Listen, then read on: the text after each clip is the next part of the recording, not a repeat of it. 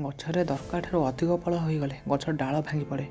ଠିକ୍ ସେମିତି ମଣିଷକୁ ତା'ର ଔକାତ ଠାରୁ ଯେବେ ଅଧିକ ମିଳିଯାଏ ନା, ସେ ସବୁ ପ୍ରକାର ସମ୍ବନ୍ଧକୁ ଭାଙ୍ଗିବାକୁ ଲାଗିଯାଏ। ଯଦି ଦୁନିଆରେ ଠିକ୍ରେ ଇଜ୍ଜତ ବନେଇବାର ଅଛି, କେବଳ ଶବ୍ଦକୁ ଜାଣିବା ଚିହ୍ନିଗଲେ କାଫି ନୁହେଁ, ଠିକ୍ରେ ବ୍ୟବହାର କରି ଆସୁଥିବା ଦରକାର।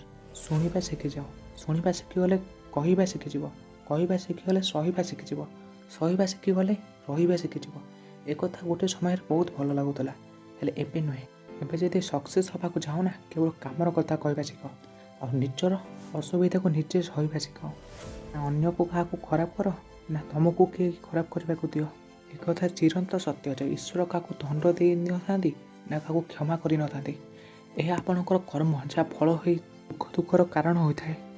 ଆମର କର୍ମ ଏମିତି ଗୋଟେ ଆଇନା ହୋଇଥାଏ, ଯାହା ଆମକୁ ଆମର ସତ ଚେହେରା ଦେଖାଇଥାଏ। ମିଛ ବହୁତ ସୁନ୍ଦର ହୋଇଥାଇପାରେ, ହେଲେ ସତ୍ୟତା ସବୁବେଳେ ସ୍ଥିରରେ ହିଁ ରହିଥାଏ। ଶବ୍ଦର ଓଜନ ସବୁବେଳେ କହୁଥିବା ଲୋକ ଉପରେ ରହିଥାଏ।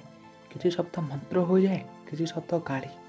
ସବୁବେଳେ ସତ କହିବା ଶିଖ। ସତ କେବେ ହେଲେ ଆପଣଙ୍କୁ ଖରାପ କରିବ ନାହିଁ, ନା ଖରାପ ରାସ୍ତାରେ ନେବ ନାହିଁ। ମନେ ରଖ, ଶବ୍ଦ ଚାବି ପରି ହୋଇଥାଏ। ଏହାର ଠିକ୍ ବ୍ୟବହାରରେ କିଛି ଲୋକଙ୍କର ମୁହଁ ବନ୍ଦ କରାଯାଇପାରେ, ଆଉ ଠିକ୍ ବ୍ୟବହାରରେ କିଛି ଲୋକଙ୍କର ମନର ହୃଦୟକୁ ବି ଖୋଲାଯାଇପାରେ। ଖରାପ ସମୟରେ ସାହାଯ୍ୟ କଲାବେଳେ ଅଜଣା ବ୍ୟକ୍ତି ହେଉନା କାହିଁକି, ସେ ମନରେ ଜାଗା ବନେଇ ଦିଏ। ଖରାପ ସମୟରେ କୂଳ କହିଲା ବେଳେ ଯେତେ ନିଜର ହେଉନା କାହିଁକି, ସେ ମନରୁ ଓହ୍ଲେଇଯାଏ। ସେଥିଲାଗି କେବେ କାହାକୁ ସାହାଯ୍ୟ କରିବା ପାଇଁ ପଛକୁ ହଟ ନାହିଁ। ଦୁନିଆରେ ପ୍ରେମ ଠାରୁ ବଡ଼ ଧର୍ମ ନାହିଁ, ନା ଅନ୍ୟକୁ ସାହାଯ୍ୟ କରିବା ଠାରୁ କୌଣସି ବଡ଼ କର୍ମ ନାହିଁ। ମନେ ରଖ, ମଣିଷର ସବୁଠାରୁ ବଡ଼ ସାଙ୍ଗ ତା'ର ମନ ହୋଇଥାଏ। ସେ ତାକୁ ଭଲ କଥାରେ ସାବାସି ଦିଏ, ଖରାପ କଥାରେ ତାକୁ କନ୍ଦେଇଥାଏ। ଯଦି କୌଣସି କାମ କରିବାରେ ଆପଣଙ୍କର ମନ ନାହିଁ, ତାହେଲେ ସେ କାମ ନ କରିବାରେ ହିଁ ଆପଣଙ୍କର ଭଲ।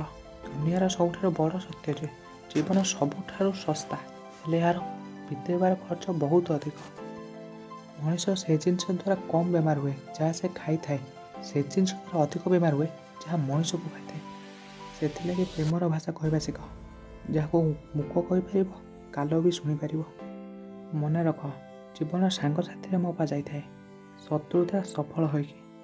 ଯଦି ଆପଣଙ୍କୁ ଭିଡ଼ିଓଟି ଭଲ ଲାଗିଥିବ, ଚ୍ୟାନେଲକୁ ସବସ୍କ୍ରାଇବ୍ କର କି ନ କର, ସେ ତ ଆପଣଙ୍କ ଇଚ୍ଛା, ହେଲେ ସେୟାର କରିବେ ନିଶ୍ଚୟ।